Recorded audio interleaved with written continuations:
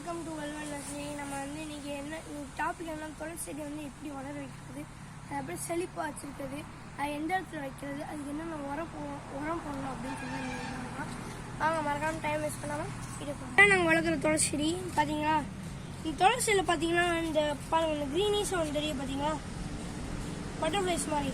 இதை வந்து நம்ம வந்து கட் பண்ணி வைக்கணும். இதை கட் பண்ணால் தான் செடி வந்து கொஞ்சம் செழிப்பாக இருக்கும், இலையும் கொஞ்சம் பெருசாக வரும், இல்லைன்னா குட்டி குட்டியாக இருக்கும். இது வந்து விதை.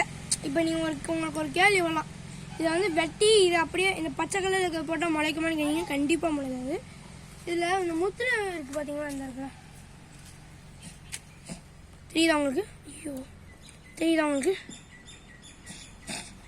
இதையும் அப்படியே போட்டாலும் முளைக்காது. இதுக்கு எப்படின்னா கையில் வச்சு கசக்குனீங்கன்னா குட்டி குட்டியாக வருது தெரியுதா உங்களுக்கு? குட்டி குட்டியாக இந்த வருதா, ரவை சைஸில் வரும். இது தெரியுதா உங்களுக்கு? இப்போ ரெண்டு இந்த வந்துருக்கு பார்த்தீங்களா, இந்த பார்த்தீங்கன்னா இது ரெண்டையும் போட்டால் தான் இதுதான் விதை, இதுதான் முளைக்கும். அப்படியே ரவை சைஸில் குட்டியும் இருக்கும். நம்ம செடி போட்டு விட்றேன், இப்படி போட்டால் தான் முளைக்கும். இதுக்கு வந்து உரம் என்னென்ன போடலான்னு தெரியுங்கன்னா, இது மண்புழு இருக்குது பார்த்தீங்களா, மண்புழுவோட வெர்மி கம்போஸ்ட் போடலாம்.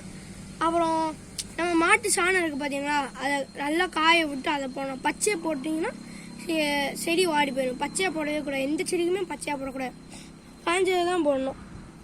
இது எந்த மாதிரி இடத்துல வைக்கணும்னா, இந்த மாதிரி வெயில் நிழல் பாதி இந்த மாதிரி பாதி இருக்க இடத்துல வைக்கணும். அப்புறம் கைஸ், இந்த வீடியோ அவ்வளோதான் முடிஞ்சு. இந்த வீடியோ பிடிச்சுன்னா மறக்காமல் லைக் அண்ட் சப்ஸ்கிரைப் பண்ணுங்க. பாய்.